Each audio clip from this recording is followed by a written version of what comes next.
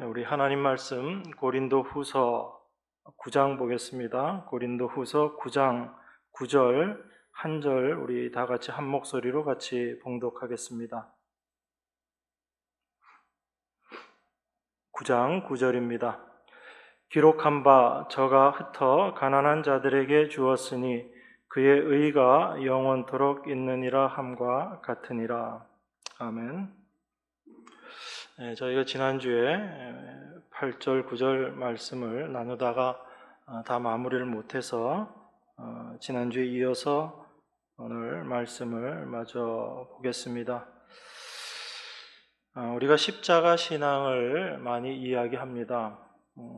그런데 그 십자가 신앙이라는 것이 단순히 예수 그리스도의 십자가로 우리가 구원을 받았다, 그것으로 그치는 것이 아니라 그 십자가의 의미가 무엇인지 그것을 올바로 알고 살아가는 것, 그걸 우리가 십자가 신앙이다, 그렇게 이야기를 합니다.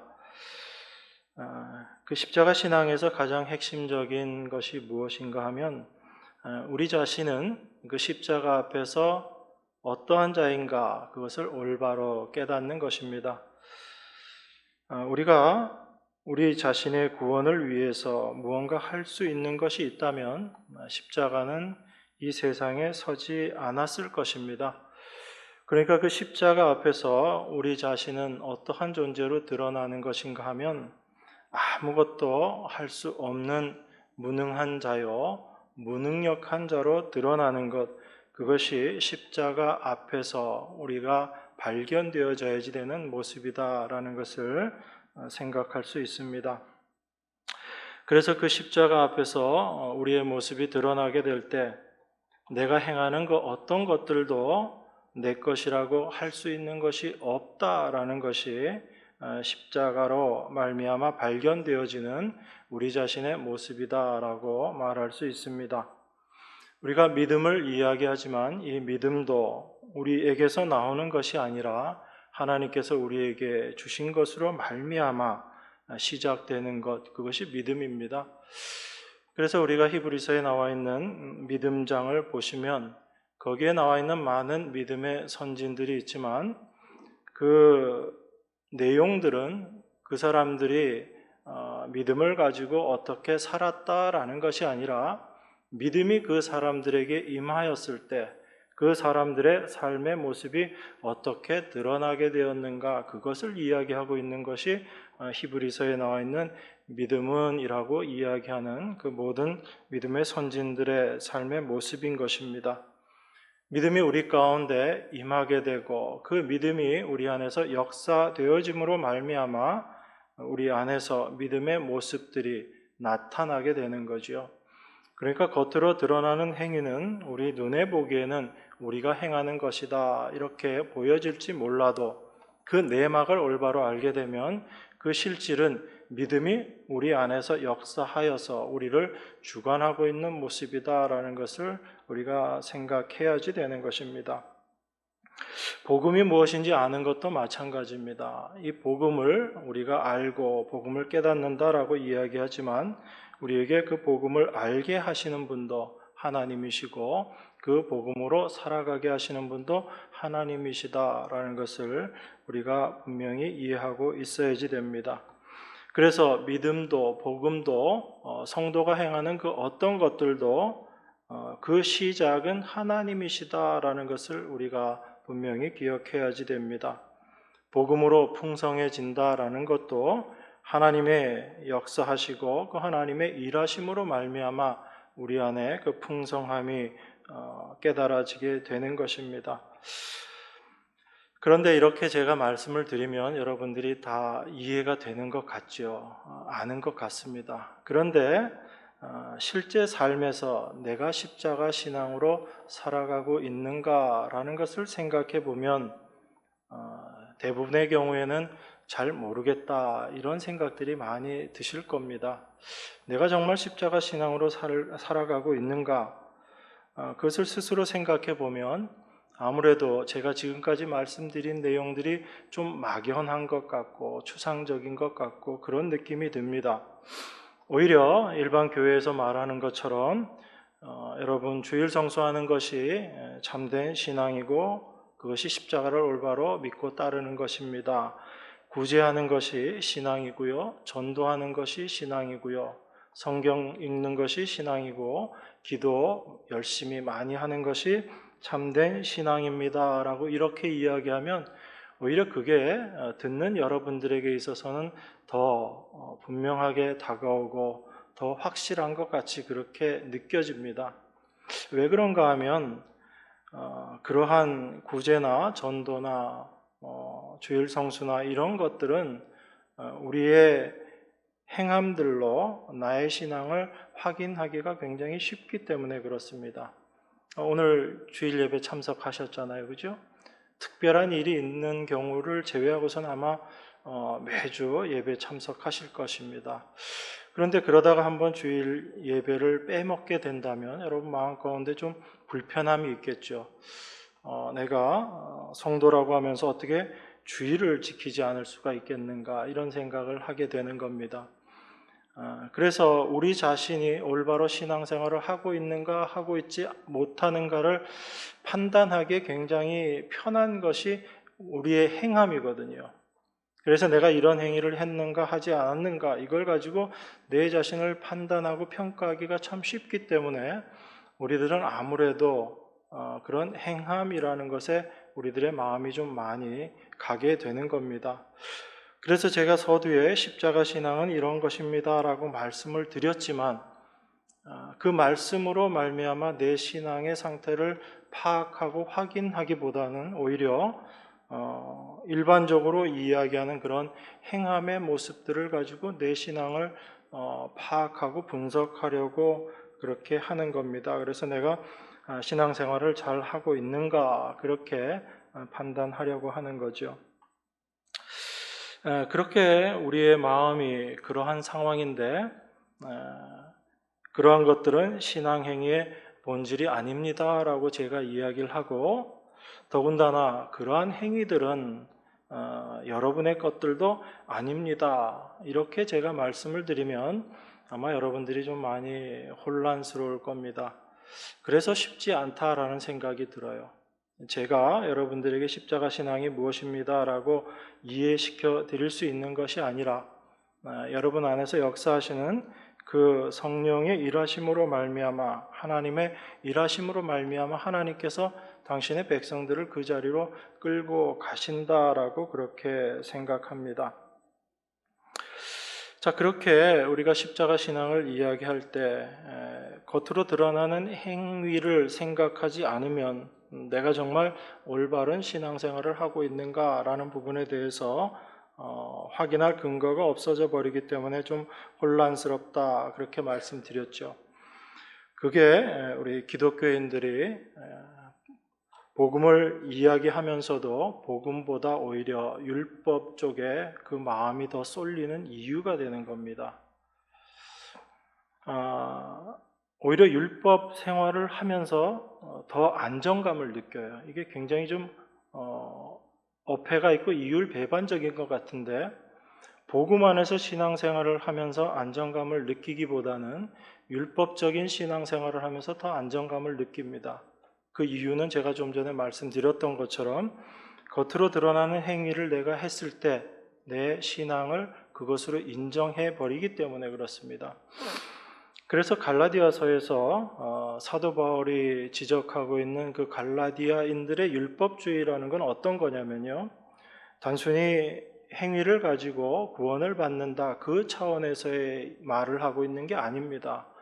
갈라디아서에서 사도 바울이 지적하고 있는 그 갈라디아인들의 율법주의라는 것은 나의 행위를 가지고 내 믿음을 확인하려고 하는, 그래서 내가 하나님의 백성이 맞는가 맞지 않는가라는 것을 확인하는 것을 그 행위를 가지고 확인하려는 것, 그렇게 율법으로 빠져버리는 그 모습, 그것을 사도 바울이 지적하고 있는 것이 갈라디아서입니다. 그러니까 그 갈라디아서의 내용도 굉장히 깊이가 있는 내용들입니다.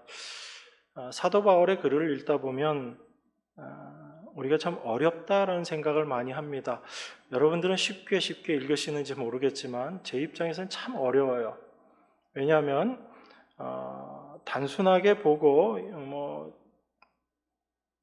윤리나 도덕이나 그런 의미로 사도 바울의 글을 읽으면 쉽게 이해되는 것 같습니다. 그런데 그렇게 보다 보면 중간중간에 나와 있는 말씀들이 도무지 이해가 안 되는 부분들이 참 많아요.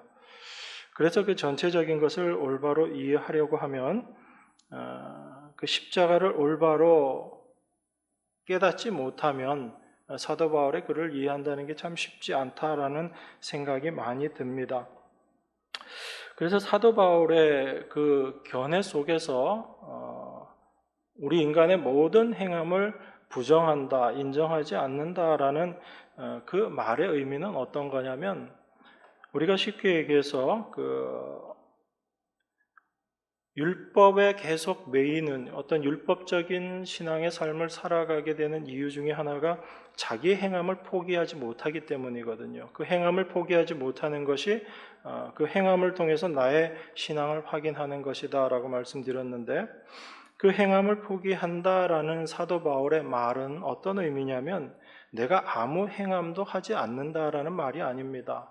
열심을 다하고 최선을 다해서 일을 하지만 그 행함을 나의 공로, 내 것으로 인정하지 않는다라는 것이 사도 바울이 말하는 자기 행위의 포기, 그걸 자기 부인이다라고 이야기를 하고, 그 일을 통해서 날마다 내가 내 자신을 십자가에 넘기운다라고 그렇게 이야기하는 것입니다. 단순히 내가 죽은 자이기 때문에 나는 아무것도 하지 못합니다라는 그런 정도의 차원이 아니라, 나는 분명히 많은 일들을 하고 수고하고 애쓰는 삶을 살아가지만 그 모든 일을 행하시는 분은 내가 아니라 내 안에 계신 하나님이시기 때문에 그 모든 일은 내 것이 아니요 하나님의 것이다 라고 이야기하는 것이 사도 바울의 주장인 거예요. 그러니까 여러분들이 그 시각을 가지고 바울 서신서들을 보셔야지 그것이 좀 쉽게 그나마 올바로 이해가 되는 것입니다. 그래서 나의 행함을 인정하지 않는다, 이것은 나의 것이 아니다 라는 사도의 그 고백, 자기 부인, 그것이 바로 내가 그 누구보다 수고하고 애써서 일했지만 그 모든 것은 내가 행한 것이 아니고 나의 공로가 될 수 없다라고 그렇게 이야기하는 것입니다.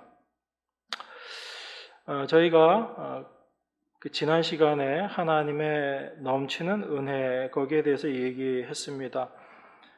그런데 성경에서 넘친다라고 이야기하는 이것은 양적인 개념이 아니다라고 제가 말씀을 드렸죠. 지난주 말씀 기억하고 계시는지 한번 제가 확인하는 겁니다. 우리가 일반적으로 하나님의 은혜 이것을 이해할 때는 어떻게 생각을 하냐면, 우리가 신앙생활 잘하면 하나님께서 은혜 많이 주시고, 또 우리가 신앙생활 잘 못하면 하나님의 은혜를 적게 주시든지 안 주신다, 그렇게 생각하기 쉽습니다. 그래서 많고 적고의 개념으로 이해를 합니다. 그런데 하나님의 은혜라는 것이 과연 많고 적음의 차이가 있겠는가, 그걸 우리가 생각해 본다면, 하나님의 은혜가 넘친다라는 것은 단순히 양이 많고 적고의 말씀이 아니라 하나님의 은혜가 어떤 것인가라는 것을 우리에게 이야기하고 있는 것입니다. 그래서 우리 하나님의 백성들은 다 어떻게 하나님의 은혜를 받은 자들이죠. 여러분들도 다 하나님의 은혜를 받으신 분들입니다. 그러면 하나님의 은혜를 여러분들은 넘치게 받으셨어요? 아니면 조금만 받으셨어요? 넘치게 받으신 거예요. 여러분들은 다. 하나님의 은혜는 그렇게 넘치게 주어져 있는 겁니다. 그런데 그 하나님의 은혜를 받은 우리들은 항상 어떻게 생각해요? 뭔가 부족한 것 같고, 뭔가 아쉬운 것 같고, 은혜를 덜 받은 것 같고, 은혜를 더 받아야지 되겠다고 생각합니다. 그러면 그 은혜를 더 받기 위해서 우리가 어떻게 해야지 돼요? 지금보다 더 열심히 신앙생활을 해야지 되고, 무언가를 내가 더 해서 보태야 되겠다라는 그런 생각을 하게 되죠. 그것이 성경적이지 않다라는 겁니다. 그것이 십자가의 세계가 어떤 것인지를 알지 못하는 사람들의 생각이다라는 거예요. 예수님께서는 십자가에서 모든 것들을 다 이루시고 완성하셨다라고 말씀하셨거든요. 그 십자가의 세계는 절대로 부족한 것이 없는 완성된 세계입니다. 완성된 세계라는 것은 다시 말씀드리면 우리가 무엇을 해서 보탤 것이 없는 세계다라는 거예요. 그런데 우리가 그것을 이해하지 못하기 때문에 뭔가 나는 은혜가 부족한 것 같고 내가 무언가를 더해서 이 부족한 것을 채워야지 되겠다라는 생각을 합니다. 그러다 보니까 사람들이 예수님을 믿고 하나님이 일하신 것을 믿는 것보다는 무엇을 믿는 신앙으로 가게 되냐면 내가 행하는 것을 믿는 신앙으로 가게 되는 거예요. 내가 하나님의 말씀을 얼마나 지켰고 그 관점에서 성경을 보면 하라 하지 말라는 말씀밖에 안 보입니다. 여러분 눈에는. 그런데 예수 그리스도께서 완성하신 그 세계 속에서 이 말씀들을 보면 그 모든 말씀들이 주님께서 우리에게 이미 완성하시고 우리에게 쏟아 부어주신 은혜 가운데 이것이 발견되어지는 것입니다. 우린 그걸 복음이다라고 이야기해요. 그게 복된 소식이죠. 예수님께서 우리에게 오셔서 수고하고 무거운 짐진 자들아 다 내게로 오라라고 말씀하셨습니다. 우리를 어떻게 하시겠다고? 쉬게 하시겠다고요. 그런데 여전히 하나님을 믿고 그리스도 안에 있다라고 얘기하면서도 우린 쉬지 못하고 있잖아요. 그것은 단순히 우리가 쉬지 않고 일하고 있다라는 차원이 아니라 그것 자체가 여러분 죄라는 걸 아셔야지 돼요. 아니 내가 주님을 위해서 열심히 수고하겠다는데 그게 왜 죄가 되는 것이나 여러분 그렇게 생각하실 수 있잖아요. 그런데 그게 하나님 앞에선 죄가 되는 거예요. 왜 그렇죠? 하나님이 행하신 일을 여러분들이 부정하고 있기 때문에 그래요. 하나님이 이미 모든 것들을 다 완성시켜 놓으셨다고 얘기하고 우리를 위해서 그 모든 일들을 이루시고 넘치는 은혜로 우리에게 이미 다 주셨다라고 이야기하는데 우리가 여전히 무언가 부족한 것 같고 내가 무언가를 해야지 되겠다라고 생각하는 것 자체가 하나님께서 행하신 하나님께서 이루어 놓으신 그 일을 우리가 지금 우리 몸으로 부정하고 있는 거란 말입니다. 그렇기 때문에 그것이 바로 하나님께 범죄하는 모습이라는 거예요.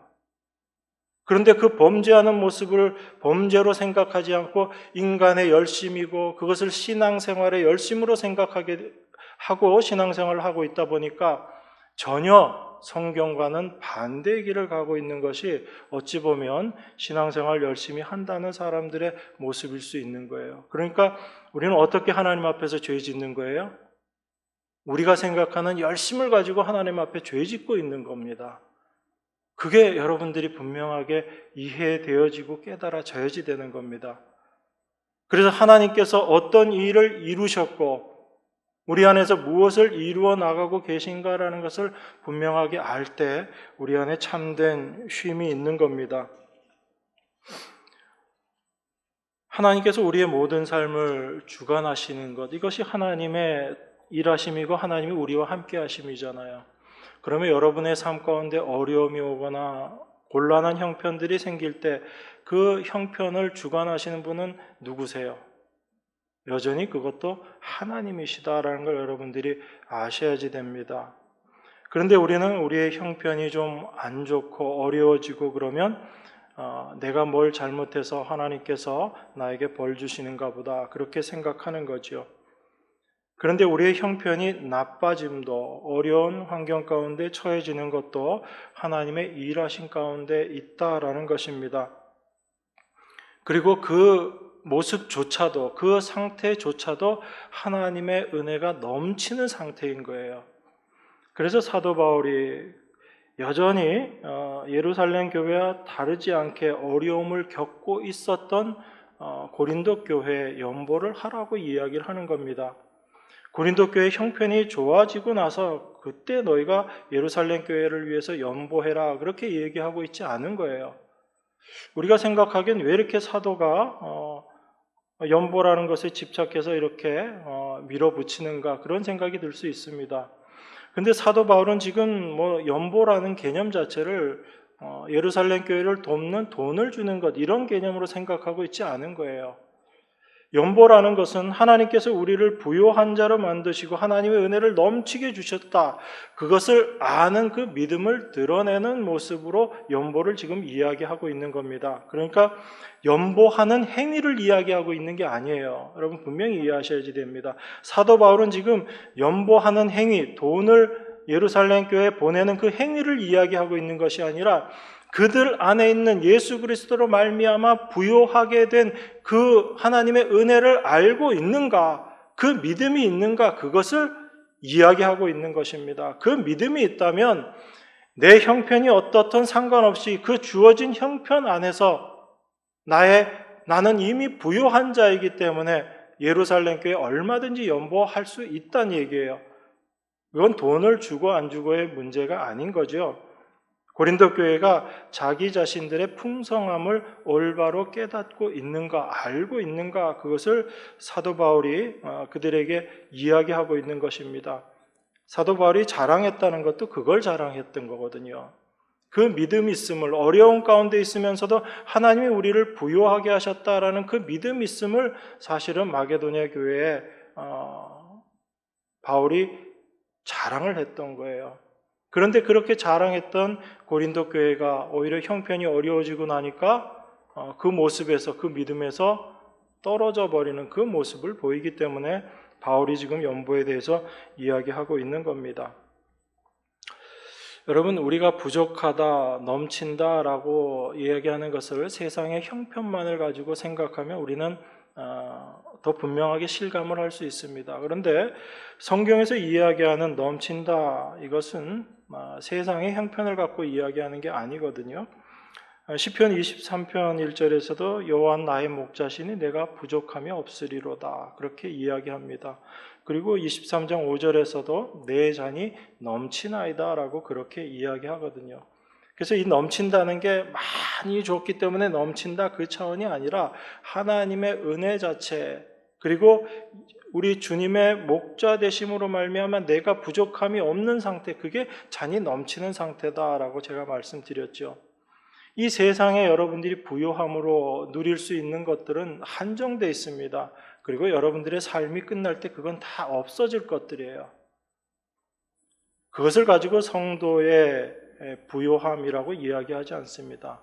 성도의 부요함이라는 것은 성도와 하나님과의 관계, 바로 나의 목자 되신 주님과의 관계, 이것이 영원토록 이어지는 관계이기 때문에 부족함이 없는 거예요. 그러니까 세상적으로 무엇이 없어서 부족하고, 우리는 항상 그렇게 생각하지만 우리는 부족함이 없는 존재들입니다. 이 세상에서, 잠깐 사는 이 세상에서 우리가 세상적으로 부족한 것이 있다 할지라도 우리 주님께서 목자 되신 그것 자체가 우리에겐 참된 부요함이 되는 거거든요. 그 부요함은 이 세상에서 끝나는 것이 아니라 영원까지 이어지는 부요함인 거예요. 그래서 그 주님이 내 목자 되시기 때문에 내가 부족함이 없다라고 이야기하는 것이고, 그 주님으로 말미암아 내 잔이 넘친다, 그 부요함이 넘친다라는 얘기입니다. 그래서 그 넘친다는 의미도 어떤 거예요? 뭔가 꽉 차 있지 않으면 우리가 무엇을 해서 더할 것이 있는 것이지만, 넘치는 상황은 어떤 거예요? 우리가 거기다 더할 수 있는 것이 아무것도 없다라는 겁니다. 그게 넘친다라는 표현이거든요. 그래서 시편 기자가 내 잔이 넘치나이다 라고 이야기하는 것은 단순히 많이 주셔서 콸콸콸콸 넘칩니다, 좋습니다, 그 말씀을 이야기하는 것이 아니라 주님의 그 은혜, 부족함이 없는 그 상태임을 내가 알기 때문에 내가 나의 부족함을 채우기 위해서 내가 할 수 있는 것, 할 것이 아무것도 없습니다, 나는 아무것도 할 필요가 없습니다 라는 그 고백인 거예요. 그것이 하나님을 참된 주로 알고 참된 목자로 아는 자들의 고백이 되는 거죠.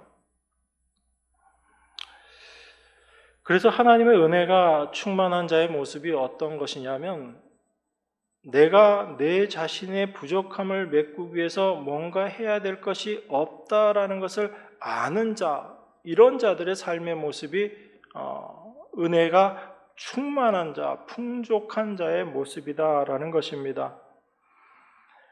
그런데 우리는 자꾸 그렇게 생각이 되어지지 못하기 때문에 예수님께서 우리 안에서 행하시는 일이 있어요. 그걸 성경은 착한 일이라고 이야기하는 겁니다.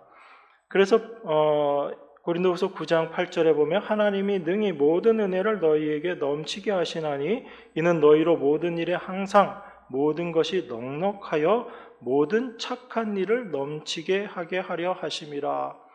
그러니까 연보하는 게 착한 일이 아니라 이 착한 일이라는 것은 오직 예수님께서 우리 안에서 행하시는 일인 겁니다. 그 예수 그리스도의 그 행하신 착한 일로 말미암아 우리 안에서 은혜가 무엇인지를 알게 되고 그 은혜가 넘치는 상황 속에서 우리 자신이 참으로 부요하고 넉넉한 자다라는 것을 알게 되는 거죠.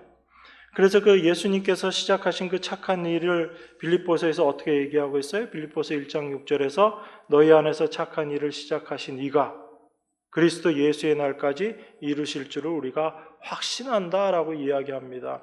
예수님께서 그 착한 일을 시작하시고 우리 안에서 그것을 완성하신다라는 이야기였거든요. 그래서 그 예수님의 착한 일, 그것이 바로 영원한 죄 가운데 있는 우리들을 영원한 생명 가운데로 옮겨놓는 그 일을 행하신 거죠. 그래서 예수님의 행하신 착한 일을 올바로 아는 자들은 우리 자신이 어떠한 존재인지를 더욱더 깊이 알아가는 자들인 것입니다. 그러니까 예수님이 행하신 착한 그 일이 우리 안에서 점점 완성되어 갈수록 우리가 깨닫고 알아지는 것은 어떤 것이냐면 예수 그리스도의 착하심으로 말미암아 그 일로 말미암아 내가 구원받았구나. 내가 영원한 생명에 거하게 되었구나. 그런데 그 주님의 착한 일이 없었다면 나는 영원히 심판받을 수밖에 없는 그 죄인이었구나라는 것을 더 깊이 알아가는 거죠. 그래서 나의 죄인됨을 더욱 깊이 알아가게 되는 것, 이것이 바로 예수 그리스도의 착한 일을 우리가 더 온전히 알고 더 깊이 알아가게 될 때 우리 안에서 역사되어지는 모습인 거예요. 그래서 사도 바울이 죄가 더한 곳에 은혜가 넘쳤다라고 이야기하는 것입니다. 우리 자신은 도무지 하나님 앞에 설 수 없는 그런 죄인된 모습이다라는 것을 깨닫게 되었을 때 이런 우리를 구원하여 주신 하나님의 은혜가 얼마나 크고 놀랍고 귀한 것인가 그것을 알아가는 거죠. 그래서 그 착한 일을 올바로 알아가는 것, 그것을 빌립보서 1장 5절에서 복음을 올바로 이해하게 되는 것, 복음에 참여하는 것, 그렇게 이야기를 하는 겁니다. 단순히 전도하고 그런 걸 복음에 참여한다라고 이야기하는 것이 아니라 그 예수 그리스도의 착한 일을 올바로 알고 그 안에 거하게 되는 것, 그걸 복음에 참여하는 모습이다라고 사도가 이야기하고 있는 겁니다. 그래서 우리가 그 예수님의 일을 알면 알아갈수록 우리 자신이 어떠한 모습인지를 더욱 깊게 알게 되는 것이고, 그렇게 알게 되어질 때 우리들의 삶 가운데 나타나게 되는 모습을 9절에서 이야기를 하고 있는 겁니다. 기록한 바 저가 흩어 가난한 자들에게 주었으니 그의 의가 영원토록 있느니라 함과 같으니라, 그렇게 이야기합니다. 우리 인간이 처한 현실이 어떠한 것인지를 분명히 알게 되고, 그리고 그 현실 속에서 주님께서 나의 생명이시다, 주님만이 나의 생명입니다라는 그 고백으로 넘치게 되는 것, 그게 바로 하나님의 일하심으로 말미암아 우리 안에 깨달아지는 것이거든요. 그 하나님의 일, 그 하나님의 의가 우리 안에서 넘치게 되는 것입니다. 그것을 오늘 조금 더 깊이 있게 좀 생각을 해보려고 합니다. 9절에서 보면 지금 연보 이야기를 하면서 사도가 이야기를 하는 것이 기록한 바 저가 흩어 가난한 자들에게 주었으니 그의 의가 영원토록 있느니라, 이렇게 이야기를 합니다. 그럼 지금까지 제가 말씀드린 내용을 생각하면서 이 본문의 말씀을 좀 더 생각해 보겠습니다. 이 9절의 말씀은 시편 112편 9절을 인용한 말씀이거든요. 시편 112편 9절은 이렇게 이야기합니다. 저가 재물을 흩어 빈궁한 자에게 주었으니 그 의가 영원히 있고 그 뿔이 영화로이 들리리로다, 이렇게 이야기합니다. 이걸 인용한 게 9절 말씀이거든요. 그런데 이 말씀을 인용하면서 9절에서 이렇게 이야기한 겁니다. 저가 흩어 가난한 자들에게 주었으니, 시편에서도 저가 재물을 흩어 빈궁한 자, 가난한 자에게 주었다라고 그렇게 이야기합니다. 그런데 여러분, 가난한 자에게 주면 좀 어떻게 주는 게 좋죠? 여러분 생각에는 내가 무엇을 있어서 가난한 자들에게 주면 좀 정중하게 주고 좀 나름대로 모양새도 보기 좋게 해서 주면 좋죠. 그런데 성경은 어떻게 이야기하고 있냐면 그 재물을 가난한 자들에게 주었다라고 이야기하면서 이걸 흩어서 줬다라고 이야기합니다. 이 표현이 좀 어떠세요? 여러분 보시기에 좀 적절한 표현 같아요? 아니면 좀 이상한 것 같다 그런 생각이 드세요? 전혀 이상하지 않으면 저만 이상하게 생각하는 거고, 가난한 자들에게 주는 것을 흩어버리는 것으로 그렇게 지금 이야기를 하고 있습니다. 이 말씀 이야기해서 성경 한 군데 더 보겠습니다. 에스겔서 33장 14절부터 제가 봉독합니다. 가령 내가 악인에게 말하기를 너는 죽으리라 하였다 하자. 그가 돌이켜 자기 죄에서 떠나서 법과 의대로 행하여 전당물을 도로주며 억탈물을 돌려보내고 생명의 율례를 준행하여 죄악을 짓지 아니하면 그가 정령 살고 죽지 않을지라. 그가 본래 범한 모든 죄가 기억되지 아니하리니 그가 정령 살리라. 이는 법과 의를 행하였음이라 하라. 여기 보면 악인이 죄에서 떠나서 법과 의, 정의를 행하는 것이 이거다 이렇게 이야기합니다. 그걸 뭐라고 이야기하냐면 전당물을 도로주고 전당물을 돌려준다는 얘기죠. 그리고 억탈물을 돌려보내고 자기가 약탈한 강탈한 물건을 돌려보내는 것, 이걸 법과 의를 행하는 것 그렇게 이야기합니다. 근데 여러분 이 말씀 보면서 좀 이상하지 않으세요?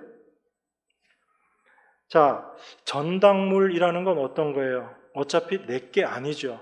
내게 아닌 거기 때문에 이건 돌려줘야지 되는 겁니다. 그런데 돈을 빌려주고 이자 받으면서 갖고 있는 게 그게 그냥 내가 맡고 있는 거, 그게 전당물이에요. 내 소유가 아닙니다.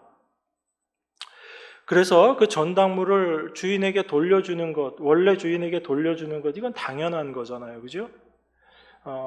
그리고 내가 빼앗은 물건이 있습니다. 내가 빼앗은 물건이 있으면 그거 내 거 아닌 거죠. 빼앗아서 내가 가지고 있으니까 내 거다, 이건 아닌 거잖아요. 그래서 내가 빼앗은 물건, 강탈한 물건, 이것도 내 거 아닙니다. 그러면 그 강탈한 물건 돌려보내는 것, 이것도 원래 주인에게 물건을 돌려보내는 거예요. 그런데 이걸 가지고 지금 법과 의를 행하는 것 그렇게 이야기하고, 그렇게 행함을 할 때 내가 범한 모든 죄가 기억되지 않고 살게 된다라고 그렇게 이야기합니다. 그러면 내가 지금 한 일은 전당물을 돌려주는 거, 원래 주인에게 돌려주는 거예요. 강탈한 물건, 억탈한 물건을 돌려주는 것, 이것도 원래 주인에게 돌려주는 겁니다. 그렇게 당연한 일을 행했는데 법과 의를 행하는 것이라고 얘기하고, 그래서 내 죄가 기억되지 않는다라고 그렇게 이야기합니다. 그러니까 이 말씀을 우리가 잘 이해를 해야지 되는 겁니다. 이건 단순히 내가 갖고 있던 것, 내가 빼앗은 물건을 돌려준다, 돌려주는 그 행위가 법과 의를 행하는 정의로운 행위다, 그 뜻이 아닌 거예요. 제가 계속 말씀드리잖아요. 전당물은 누구 거예요? 원래 내 거예요, 내 거 아니에요? 원래 내 거 아닙니다. 내가 빼앗은 물건 내 거 아닌 거죠. 그러면 하나님이 보시는 입장에서 죄인된 우리가 법과 의를 행하는 것은 어떤 모습이냐면, 내가 가지고 있는 것, 이거 내 거 아니다라는 것을 알고 원래 주인에게 돌려주는 것, 이게 하나님이 보시기에 죄인들이 잘못하고 있는 모습인데 그 죄인들이 올바르게 정의를 행하는, 법과 의를 행하는 모습이다라는 거예요. 그러니까 이게 여러분 행위라는 것하고 이걸 구별하셔야지 되는 거예요. 여러분들이 행위만 생각하면 내가 전당물로 갖고 있던 거 돌려주는 행위, 내가 강탈한 것을 다시 돌려주는 행위를 생각하지만, 성경이 이야기하는 법과 의를 행한다라는 것은 어떤 것이냐면, 원래 내 것 아니었던 것, 내가 이건 내 것 아니었어라는 것을 올바로 아는 그걸 정의를 행하는 것, 법과 의를 행하는 것이라고 그렇게 이야기한다는 겁니다. 그러니까 하나님이 우리에게 지금 가르치시고자 하시는 것은 무엇이냐 하면 우리 것 없다라는 이야기예요. 우리는 여전히 내 것, 그것을 생각하고 살아가는데 하나님은 우리에게 뭐라고 말씀하시냐면 너희 것 없다라는 얘기입니다.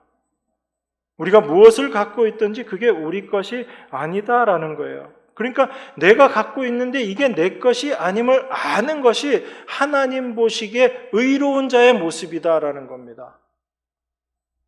그것을 아는 자들의 삶의 모습과 그것을 알지 못하는 자들의 삶의 모습은 완전히 달라질 수밖에 없는 거죠. 지금 그것을 성경은 법과 의다라고 얘기하는 겁니다. 그러니까 우리가 생각하는 정의와는 전혀 다른 모습인 거예요. 우리는 정의 그러면 의로운 것 그러면 우리가 생각하는 어떤 윤리 도덕적인 개념을 생각하지만 성경은 그런 것과는 아주 다른 모습에서 이야기를 하고 있다라는 겁니다. 자, 그럼 그 관점에서 흩어버린다라는 것을 한번 생각해 보세요. 구제하는 것을 흩어버리는 것이다라고 지금 그렇게 이야기하고 있거든요. 그럼 흩어버린다라는 것은 가난한 자를 돕는 구제, 이걸 흩어버린다라고 이야기하는 건 어떤 걸 이야기하는 거예요? 흩어버린다라는 그 개념 속에는 어떤 의미가 같이 들어가 있는 거죠? 내 거 아닌 겁니다. 내가 구제하고 어려운 예루살렘 교회를 위해서 연보하고 하지만 그게 다 흩어버리는 구제다라는 얘기예요. 하나님이 나에게 무엇을 주셨든지 그것이 많든지 적든지 간에 이건 내 거 아닌 것이기 때문에 나는 편안하게 흩어버리는 모습으로 연보할 수 있다라는 겁니다. 그런데 여전히 내 거라는 생각이 들면 어떻게 될까요? 흩어버리지 못하는 거죠. 아까운 거죠. 내 건데 어떻게 이렇게 막 흩어버릴 수가 있어요? 가끔 TV 보면 어떤 사람들이 헬기에서 돈을 뿌렸다느니 건물 옥상에서 돈을 뿌렸다느니 그런 이야기들이 있는데 그건 아마 자기가 쓰지도 못할 만큼 주체할 수 없어서 아니면 무슨 다른 생각이 있어서 그런 일을 하는 거죠. 근데 중요한 건 뭐예요? 흩어버린다는 건 이건 내 거 아니야 라는 그런 의미의 표현인 거라는 것입니다. 그러니까 지금 9절에서 기록한 바 저가 흩어 가난한 자들에게 주었으니 그의 의가 영원토록 있느니라. 이 이야기는 그의 의라는 것은 예수 그리스도의 의를 이야기하는 거잖아요. 그 주님의 의가 우리 자신으로 말미암아 가난한 우리들에게 주님께서 당신의 것을 그렇게 흩어 주심으로 말미암아 우리가 부요한 자가 된 것처럼 우리에게 하나님께서 주신 그 모든 것들도 우리의 것이 아님을 알고 흩어줄 수 있는 것, 그걸 구제다라고 이야기하고 그것은 예수 그리스도로 말미암아 우리에게 이루어진 하나님의 의가 무엇인지를 올바로 아는 자들에게서 나오는 믿음의 모습이다라는 겁니다. 그걸 지금 사도가 이야기하고 있는 거죠. 그러니까 여러분 이러한 구제도 내 힘으로 할 수 있는 게 아니에요. 우리는 구제를 한다라고 생각하면 그것은 단순히 돈을 주는 것 이렇게 생각하지만 성경이 이야기하는 구제라는 것은 우리 힘으로 할 수 있는 것이 아닙니다. 우리 안에서 당신의 의를 이루신 그 주님께서 우리 안에서 일하심으로 말미암아 되어지는 거예요. 우리 말씀 한 군데 더 찾아보겠습니다. 에베소서 4장 28절이요. 에베소서 4장 28절입니다. 도적질하는 자는 다시 도적질하지 말고 돌이켜 빈궁한 자에게 구제할 것이 있기 위하여 제 손으로 수고하여 선한 일을 하라. 이렇게 이야기합니다. 여러분 도둑질한 자, 도둑이 회개하면 어떻게 하는 게 회개하는 거죠? 도둑질하지 않는 게 회개하는 겁니다. 그죠? 그런데 오늘 이 성경은 어떻게 이야기하냐면 도둑질하는 자, 그 도둑질 그만두는 것, 이걸로 돌이키는 것이다라고 이야기하지 않고 가난한 자에게 구제해라, 이게 참된 돌이킴이다라고 그렇게 이야기합니다. 그러니까 우리가 이런 말씀 보면서 성경은 구제를 열심히 하라라고 그렇게 이야기하고 있다, 그렇게 생각하기 쉽지만 지금 성경이 이야기하고 있는 건 가난한 자에게 구제하지 않는 것, 이건 뭐다라는 이야기예요. 다시 말씀드리면 이게 도둑질하고 있는 거다라는 얘기입니다. 그러니까 도둑질한 자가 이제 도둑질하지 말아야지라고 생각하는 게 돌이키는 게 아니라 도둑질한 자는 빈궁한 자에게 구제할 것이 있기 위해서 열심히 수고해서 일을 해라라고 이야기하거든요. 그러니까 도둑질을 그만두는 것, 이것이 중요한 것이 아니라 가난한 자에게 구제하지 않고 있는 자들은 도둑질을 하고 있는 자다, 도둑이다라는 그 이야기인 거예요. 이 말씀의 의미는 우리가 가난한 자를 돌아보지 않고 있으면서 여전히 나의 것을 내 것으로 생각하고 있는 그 모습을 이야기하고 있는 겁니다. 하나님께서 모든 것을 주셨어요. 그런데 그 모든 것을 우리가 받았으면서도, 하나님께로부터 우리가 받았으면서도 여전히 이것은 내 것이다 라고 그렇게 생각하고 있기 때문에 가난한 자들을 돌아보고 있지 못하다라는 거거든요. 그래서 구제라는 것, 이것은 내 것이 아니다라는 의미에서 행해지는 게 이게 참된 성경이 말하고 있는 구제다라는 겁니다. 우리가 다음 시간에 좀 살펴보겠지만 10절에도 보면 이렇게 이야기하고 있거든요. 심는 자에게 씨와 먹을 양식을 주시는 이가 너희 심을 것을 주사 풍성하게 하시고 너희 의의 열매를 더하게 하시리니. 우리는 보통 어떻게 생각합니까? 내가 심었으니까 내 것이고 내가 거두었으니까 그 풍성함을 내가 누려야지 된다라고 생각합니다. 그런데 성경은 어떻게 이야기하냐면 심는 자에게 씨와 심는 씨앗과 그리고 먹을 것을 풍성하게 주신다. 그러면 씨 뿌리는 우리도 그 씨조차도 하나님께서 주시고 그것을 풍성하게 하시는 이도 하나님이시란 얘기인 거예요. 그러니까 우리 것이라고 주장할 수 있는 것이 아무것도 없다라는 것입니다. 지금까지 쭉 말씀드린 게 여러분 어떤 내용 같아요? 그러니까 연보를 열심히 해라, 구제를 열심히 해라, 지금 그 이야기를 사도가 하고 있나요? 아니면 성도들의 믿음의 삶의 모습, 그 믿음은 어떻게 우리 삶 가운데 나타나야지 되는가? 믿음이 무엇인가? 지금 그걸 이야기하고 있는가? 사도는 지금 믿음을 이야기하고 있어요. 그 십자가라는 세계가 어떤 세계인지를 아는 자들은 도무지 그 십자가는 부족함이 없는 세계라는 것을 알고 거기에 내가 무언가 보태야 될 것이 있는 것이 아니다라는 것을 분명하게 알기 때문에 하나님께서 나를 어떤 환경 가운데, 나를 어떤 상황 가운데 몰아넣으신다 할지라도 그 자체가 하나님의 풍성한 은혜 가운데 있는 것이고 그 모습 속에서 내 안에서 여전히 불평이 나오고 불만이 나온다면 그러한 나의 죄된 모습을 더욱 깨닫게 하시기 위해서 하나님께서 나를 그 환경 가운데 몰아넣으신 거죠. 결국은 그 모든 일들을 통해서 하나님의 하나님 되심을 우리 안에서 나타내시려는 하나님의 일하심이다라는 것입니다. 그것이 모든 것을 합력하여 선을 이루시는 하나님의 일하심인 거예요. 그런데 우리는 항상 죄의 모습으로 나타나는 것이 어떻게 나타나냐면 나에게 풍성한 것을 주시면 하나님께 감사한 것이고 내 환경이 어려워지고 내 삶이 어려워지고 뭔가 부족하다라고 생각하면 하나님께 불만이 생기고 불평이 생기는 거죠. 그래서 그 모습을 통해서 우리가 도무지 구원받을 수 없는 죄악된 모습이구나, 죄인이구나라는 것을 우리가 더욱더 깨달아지는 것이고 그 깨달음을 통해서 하나님의 은혜가 무엇인지를 더욱더 깊이 알아가는 그 위치로 나아가게 되는 것입니다.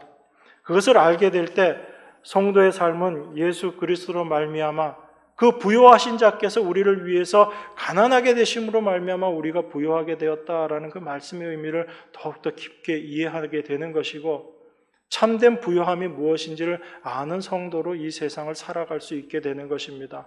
하나님께서 나에게 무엇을 주든 주시지 않으시든 세상이 생각하는 그런 복을 받든 받지 못하든 하나님의 백성인 우리는 하나님의 넘치는 은혜 가운데 있는 자들이다. 그것을 우리가 확실하게 알게 되는 것이고 그래서 그 은혜 때문에 내가 정말 넉넉한 자로 풍성한 자로 부유한 자로 살아갑니다. 이것을 올바로 깨닫게 되는 것, 이것을 내 현실을 올바로 알아가는 것입니다. 성도의 처한 현실을 올바로 알아가게 되는 것이고 그렇게 살아가게 될 때 우리는 이 세상에서 그 어떤 현실에서도 낙심하지 않고 내 행함이 아닌 주님의 행하심으로 하나님의 일하심으로 말미암아 이 세상에서 자신감을 가지고 넉넉함을 가지고 승리하는 삶을 살아갈 수 있게 되는 것입니다. 이 넘치는 하나님의 은혜를 여러분들이 날마다의 삶 가운데서 더욱더 깊이 알아가시고 그 은혜 가운데 살아가시는 여러분과 제가 되기를 바랍니다. 기도하겠습니다. 우리에게 쏟아부어 주신 하나님의 은혜가 무엇인지를 생각할 때마다 도무지 그 은혜를 받을 수 없는 우리들의 모습임을 깨닫게 됩니다. 그런 우리들에게 쏟아부으신 그 넘치는 은혜로 말미암아 우리가 이 세상을 살아갈 때 참으로 넉넉하고 부유한 자로 살아갈 수 있게 되는 줄 믿습니다.